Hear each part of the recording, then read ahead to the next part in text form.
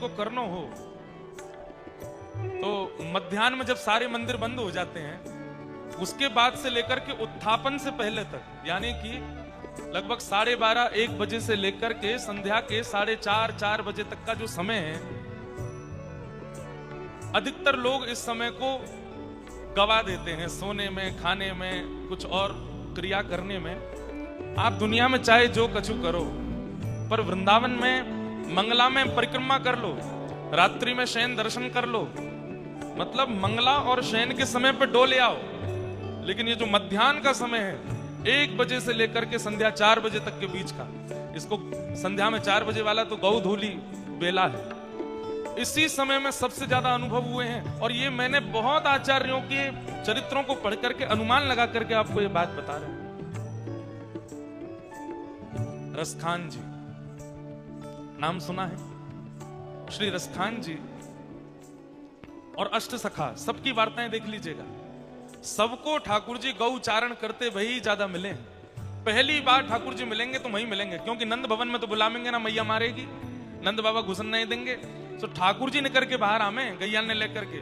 अरे भौंदू भगत की कथा सबने सुनी है, जो भगत रोज गैया चरावे जायो करतो, जीव गोस्वामी पाद को शिष्य, और वाने केवल इतनी सुन ली कि भांडीर वन में ठाकुर जी गौ चारण करवे आमे।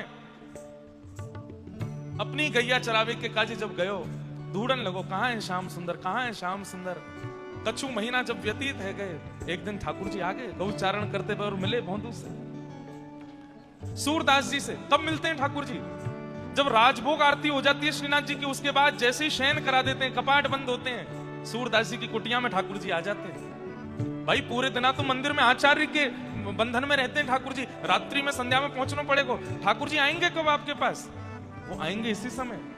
ये जब मध्याह्न में वृंदावन के मंदिर बंद हो जाते हैं और उत्थापन तक जब तक खुलते नहीं, जितना है सके या समय में डोलो मत, भटको मत, ध्यान लगाओ, नेत्र बंद करो, स्मरण करो ठाकुर जी को, यही काल में ही आएंगे। भैया ने रुक जाओ। पर सबसे ज्यादा हम लोगों ने यही काल को व्यर्थ कर दियो है। आज चतुर्भुज दास जी को भी इसी काल में ही दर्शन हो रहे हैं ठाकुर जी के, इसी भाव में ही दर्शन हो रहे हैं। रसखान जी सदा वृंदावन बस गए। गोस्वामी तुलसीदास जी महाराज जब मिलने के लिए आए रसखान जी से, तो रसखान जी से कहते हैं कि जब गोस्वामी तुलसीदास जी महाराज यहाँ कई संतों से, आचार्यों से मिले, गोसाई जी से मिले, नंददास जी से मिले, सूरदास जी से मिले, जब पता चली कि यहाँ पर एक यवन कुल का बालक भी है जो ठाकुर जी का भजन करता है, जब रसखान जी के पास गए तो रसखान जी को पता चली कि गोस्वामी जी आ रहे हैं। रसखान जी ने अपने पूरे स्थान को इतना स्वच्छ किया, पूरे मार्ग पे महाराज यमुना जल छिड़क करके आए हैं कि आज मेरे घर साक्षात से गोस्वामी जी आ रहे हैं, मैं जहां रहूंगा गोस्वामी जी आ रहे हैं। गोस्वामी तुलसीदास जी महाराज आए, रसखान जी ने दंडवत प्रणाम दूर से ही किया, बोले महाराज जय जय, बड़ी कृपा करी, आप तो यहाँ पधारे, मैं तो इतना भी अधिकारी नहीं कि आपको अपने नेत्रन से देखूं, आपको स्पर्श करूं, आपके सामने भी आऊं। दूर दूर खड़े हैं गोस्वामी जी, जैसे नेक पास जाएं तो रसखान जी नेक और दूर रह जाएं कि कहीं मेरा स्पर्श नहीं रह जाए। गोस्वामी जी समझ गए ये दूर दूर भाग रहे हैं, हाथ पकड़ करके अपने समीप बुलायो, अंक में भर लियो, कहो रसखान कैसे हैं आप? बस वो तो नेत्रन से अश्रु प्रवाह कर रहे हैं। बोले जय जय, आपने बड़ी कृपा करी, आप पधारे, आपके दर्शन करके मैं तो कृतार्थ है क्यों। बोले आप यहीं रहते हैं, स्टीला पे ही रहते हैं, पूरे दिन क्या करते हैं? बोले बस पूरे दिन प्रतीक्षा करूं। बोले काय की प्रतीक्षा? बोले ठाकुर जी गौ चारण करवे के काजे यहाँ पे आम है।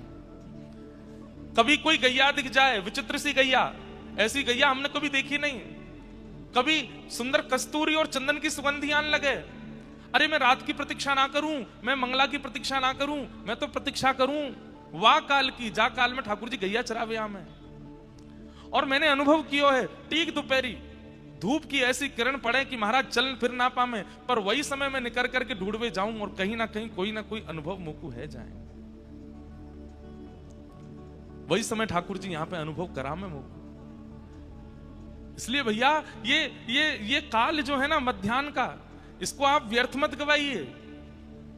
सुबह दर्शन कर लीजिए, जहां जहां जाने परिक्रमा कर लो, संध्या में कर लो, पर ये जो मध्याह्न को समय है, या समय पे तो एक जगह एकांत में कहीं बैठ जाओ और ध्यान लगा करके ठाकुर जी को चिंतन करो, क्योंकि यही वो काल है जहां में ठाकुर जी निकले। या तो ये काल है, या रात्रि में 2:30 बजे के बाद और सुबह मंगला तक को समय है। वह समय ठाकुर जी रास विहार करके वापस नंद भवन जामे।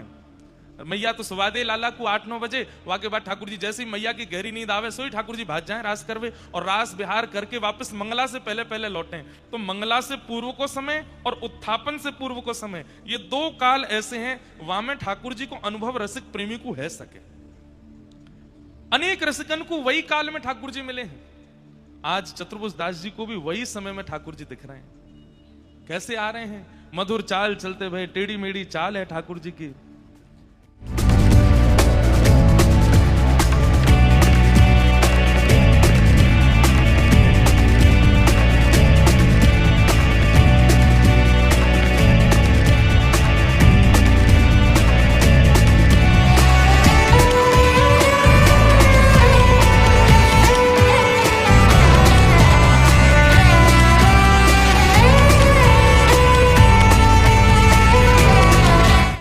भौरे का एक नियम होता है कि वो एक पुष्प पर बैठ करके उसका रस लेता है, और जैसे ही दूसरे पुष्प पर जाता है तो पूर्व के रस को, पूर्व के पुष्प का जो रस उसने लिया है उसका कुछ बिंदु दूसरे पुष्प पर छोड़ देता है।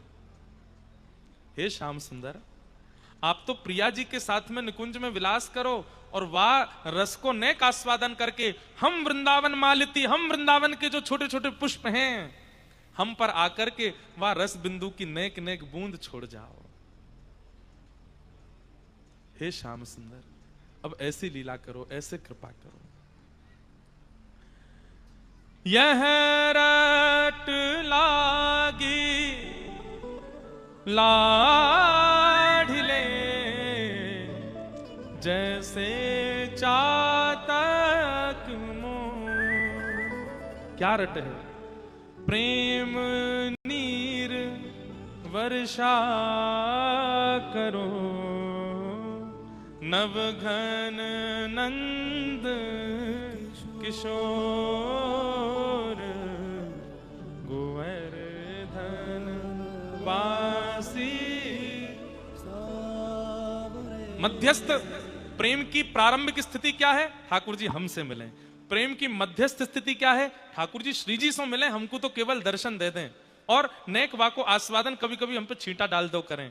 लेकिन प्रेम की अंतिम स्थिति क्या है? हे श्याम सुंदर, अब श्री प्रिया जी के साथ अब बिंदुनते काम नहीं चल रहा है, अब छीटांते काम नहीं चल रहा है। अब कहा करो, प्रेम की ऐसी वर्षा करो कि हम डूब जाएं, वही में ही छक जाएं, वहां से बाहर कभी निकसे ही नहीं नाथ। अब वही हमारी स्थिति है जाए।